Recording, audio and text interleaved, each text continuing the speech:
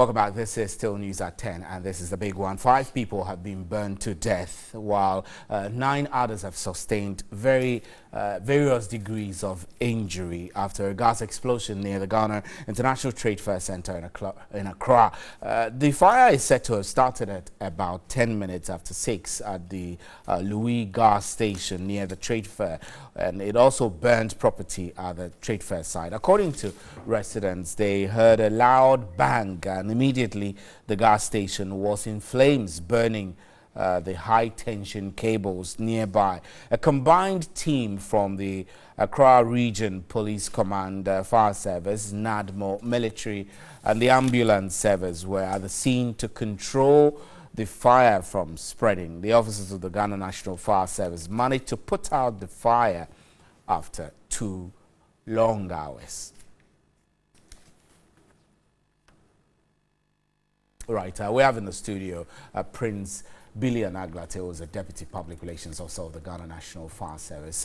Great to have you here, sir. Thank you. And also we do have Nana Akwada, who is joining our discussion on Skype. Ms. Akwada, good evening, and thank you very much. You'll be joining our conversation pretty shortly. Thank you. Right. Thank you So, Ms. Anaglate, let's start with you. This fire is pretty bad. 5 people lost their lives, and we've heard various narratives of what exactly happened. One narrative says there was a head-on collision with a vehicle which ran into the tanker, and there was an explosion. Whatever it is, 5 people have died. What really can you tell us about exactly what happened? Well, actually, we had a call 10 minutes to 6. It was even my cameraman who close from the office was going and saw the fire and called me personally, and I called our master control room, and they deployed the first tender. That was a fire tender from the trade fair itself. So within few minutes, they were already there. But when they got there, they realized that the explosion was massive, and the magnitude of the fire, they quickly called for other tenders to assist. So additional 4 tenders were deployed with 3 water tankers and 1 turntable ladder. With the assistance of 2 military fire engines, we were able to actually fight it. But the explosion that occurs on the gas tanker actually, skyrocketed over the wall of the trade fair itself. Wow. And has settled on some combustibles, and some of the summer huts and facilities, structures were also burning.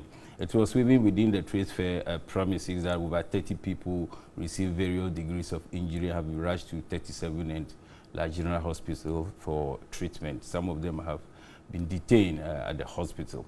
But looking at the fire itself, we saw the fire on about 3 gas tankers in there. The bigger one was massively leaking, and the fire was just above it. And that was how we were trying to prevent further explosion, and we were using water to cool the temperature below its level where it could explode. We continued to even fight it. It was during the firefighting that we saw that about 5 people were actually burnt to death. Basically, 4 of them were passers-by, and one of them was on a motor bicycle and got burnt together with it. And 3 others were also walking on the street that the explosion caught them up, and they died. But the woman who died within the premises of the gas point, I believe, might have something doing with the gas filling station at the time that the incident. Could be transacting, or could be one of the owners. Ms. Anaglate, let me quickly hold you and go to Skype now. Nana Akwada is on Skype. Ms. Akwada, this is happening again. I think I've had a chat with you about gas explosions in the past, and especially considering that this gas station is nearer to residential facilities and busy commercial areas. Do you think that perhaps the gas station didn't take care of safety precautions, or perhaps its siting generally was bad? Thank you very much. Let me once again just say good evening to your viewers, and a good evening to Comrade Anaglate also in the studio. I think it's quite sad. Our heartfelt condolences to those who lost their loved ones. Stephen, I must confess that it's early days yet to start running into post-mortem. But we have regulations that govern siting and siting of gas stations. And then there are some requirements that these gas stations must meet, to the extent that sometimes these requirements are very technical in nature, and the demands are strict and must be strictly applied, to the extent that we even have the sizes of walls, the thickness of walls, and so on and so forth. So we would have to be patient to see whether, first of all, the gas station was in violation, or whether my friend Billy in the studio and other regulators did their job.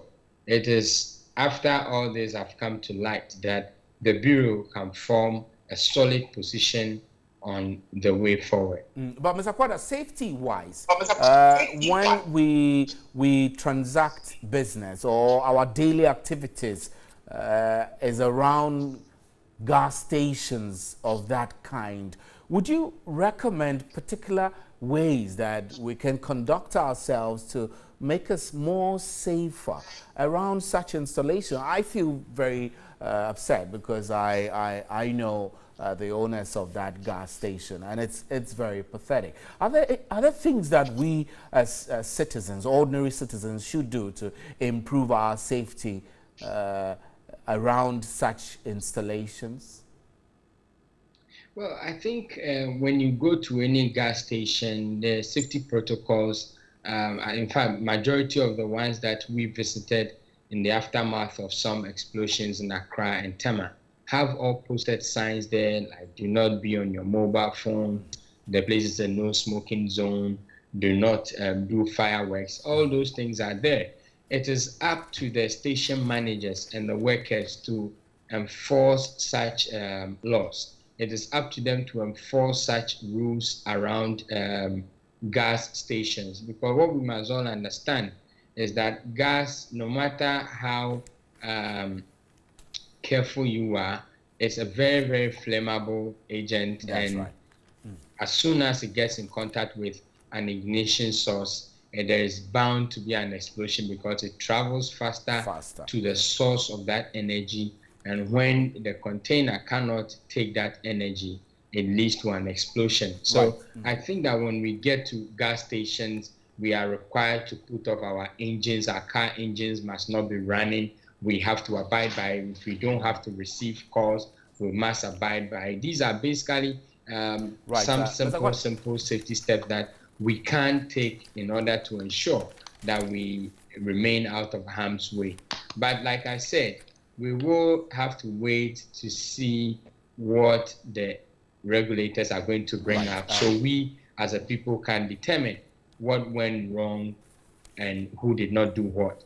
What we as a bureau have always maintained since we came into existence is for the authorities to publish their reports, so that these reports, institutions of ours and the public will feed on this to advise owners of filling stations get some viewpoints from Mr. Anaglase. So a lot is being said, and we're not quickly trying to apportion blames already, because I know that the fire service would have to look into this. But there are a lot of issues that come to mind when gas stations are involved in explosions of this nature. I quite remember in an interaction I had with you, it was in relation to the sighting of a gas filling station around Dansoman area. We spoke extensively about what rules have been broken, what have not been broken. Seeing the sighting of this particular gas station, does it bother you? Well, yes and no. Yes and no in the sense that there might be hazards. What we keep saying that initially sighting of gas filling stations was actually something everybody should have been concerned with. But with other safety measures that have been put in place on some of these gas filling stations, the level of those hazards that we look out for have also been reduced to the barest reasonably reduced. So if you look at the situation, what has actually happened today, of course, investigations are ongoing. We will try to determine what exactly might have initiated this fire, of course. But if it is true that maybe the high tension cable was what actually started this fire, then we are looking at an aspect where we said people should not have gas filling station under high cables or this, because anytime there is a spark from it, already the gas filling area might have been having rich vaporized gas within the area. That could spark when there is a spark from the overhead cable, if that is what has actually happened. But what I want to say is that we need to also hold the owners of these gas filling stations responsible, because it is the fire service that goes in to inspect, that look out for the hazards within the premises, and we try to recommend measures that they should do, what the do's and the don'ts within the area. But we are not there 24/7, so if we have come to spell out what measure you need to put in place to protect your investment and the lives of the people within the area, after we move out and you fail to implement those things, then I think that has been the challenge that we have been having so far. We have gone ahead to train some of the workers to let them understand and to see the hazards themselves and identify the hazard, and to have mitigating factors that could be implemented to reduce those ones. But if after we have trained the number of workers that you have, and you have employed some other workers that you fail to inform the fire service, for us to even put them under the training, open their eyes for them to determine and to assess those hazards, and they are working there. I personally get to some of the filling stations, and the way they handle situation, you tell yourself if these people really have gone through some of these fire safety education, and that to the extent that they even rule gas cylinders on the floor. On the concrete floor. That can also easily spark fire when you have rich vaporized gas in there. Right. So it's about the way people look at safety measures implemented within the Mr. Naglate, we're grateful for your time here. Let's quickly go back to Skype. Mr. Nana Akwada, we'll wrap up with you. I mean, with all the back and forth happening, Christmas is here. We definitely will cook. We will buy gas. What should we be doing in order to make sure that we stay alive for this Christmas? Well, I think I would immediately want to refer people who are watching to check up on Prince Billy Anaglate's Facebook page.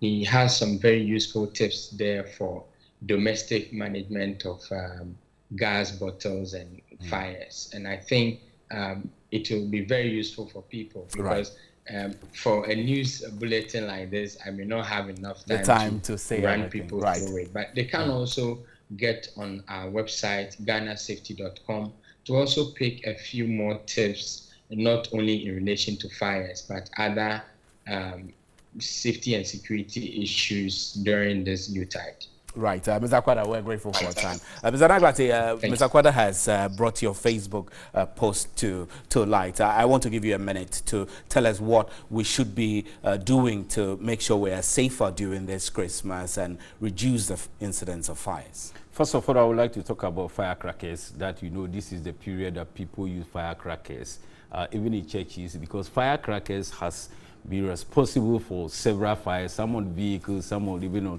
in houses, and even the bushfires has also been part of those firecrackers. What we are seeing is that, of course, we are aware that it has been banned, but it's not all firecrackers that have been banned. But in case anybody wants to use the firecrackers, it could be in a church, it could be in a gathering for any celebrities or anything, you need to involve the fire service, who will put in measures to ensure that no unexpected happenings could travel and cause any fire. Apart from that, we know the Xmas festivities come with the dry wind, the Harmattan season. Within this period is where we record a lot of fires, and many of those fires are preventable. If the dry wind comes in and has taken a moisture content from the combustible material, then it means that you need only a little sources of heat that will even start the fire. So we need within this period to take stock of what we do in our home, especially our electrical gadgets. It is this period that a lot of people will be doing so many things at the same time. We only want to say that if you are going to leave your home for church service or any activities outside within this period, make sure you take only a few minutes just to look around and see those electrical gadgets that are not supposed to be on. They should turn them properly. We normally use a lighting system or decorations in our premises. This lighting system has caused fire severally in people's homes. Just because this lighting system are not supposed to be on 24/7, you need to intermittently turn them off to cool. So if we are going to use those lighting system, as much as it is easy to fix, we recommend that you engage competent electricians to do it for you and to advise you how you should use it. It's not a matter of just having it, coil it around your beds as people do or on other combustible materials. When it gets heated, it causes fires, within our premises. Of course, people using generator within this period, we also need to look at those ones as well. What about generators? Yeah, people use generators whilst they keep the generator in their living room while they are using it, in their bedrooms while they are using it. It emits hot gases. One, those hot gases are also enough to set any other combustible, on fire. Apart from that, the inhalation of those hot gases in a confined area can result to, people suffering from, asphyxiation. That can also lead to death. But apart from that, generators need to be used. When you want to use it, make sure the fuel level in it is up to the maximum. Don't be using it while you try to refuel it. Mr. Anaglate, we're grateful. Billy Anaglate is the Deputy Public Relations Officer for the Ghana National Fire Service, and I do hope that you keep some of his safety tips in mind and stay alive and keep the fires away. My name is Stephen Anti. We're grateful that you could join us for News at 10.